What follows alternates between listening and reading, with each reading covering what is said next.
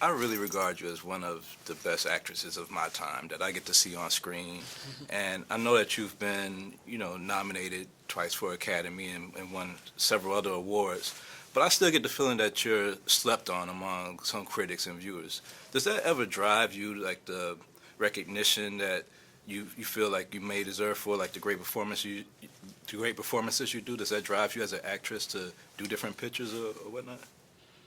Um, yeah, I mean, it drives me as an actor, regardless of critics, to be drawn to characters that are challenging, and they don't necessarily have to be the lead. Right, Just characters that are challenging, characters where I can go in and create an interesting human being. right, That's because that's what I do. right. Hmm. I love this picture because it felt like I was watching a book as I was reading. I felt Hmm. like I was just imagining what I'm seeing. Yeah. One of the lines I found interesting is when you were in this scene with Jeremy Irons and you're talking about your ancestors. Do you think, as a community, as a film community, that we do enough to celebrate our ancestors? I'm not sure if you were referring to the Gullah people or just slaves in general in that aspect. But in that scene, do you think that we could do more as a entertainment community to celebrate those people that are our ancestors? As black people, Yes. um, yeah, absolutely. Listen, when I did this role, one of the things that I really researched was the past.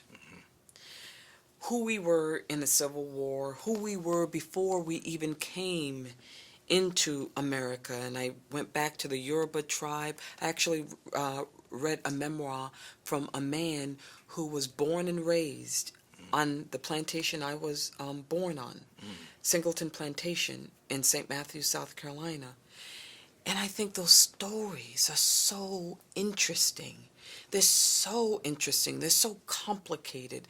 The human beings, the people that we were in the past, the people that we are now is interesting. People Right. are interesting.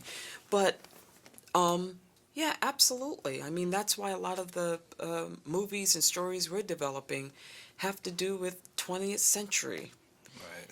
and who we were, our relationships then.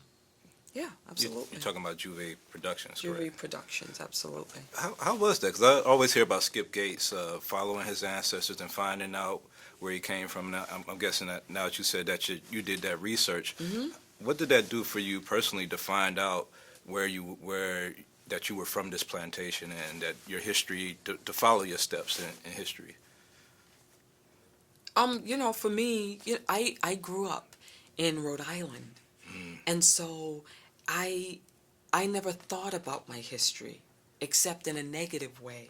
right. And now that I'm older, I'm realizing because I have this connection, this richness of culture, of stories, then I feel like I have to honor it. Right. Whenever you feel like there's not even a reserve of stories, all you have to do is look to the past. Yeah. I mean, there are fantastic stories out there, and they're just waiting to be told. They're just lying dormant Right. until we infuse them, with some importance, which Right. they have.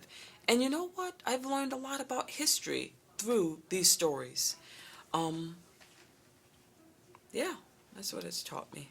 All right. And my last question is, I mean, this movie is coming out on Valentine's Day, and it's a story about love. It's also coming out during Black History Month, where we always get all these stories about Martin Luther King and Marcus Garvey and all these great Black history heroes. But is there anybody in Black history that you think just doesn't get enough shine that you would like to hear more about, or that you Oh, would there's like? so many. Yeah.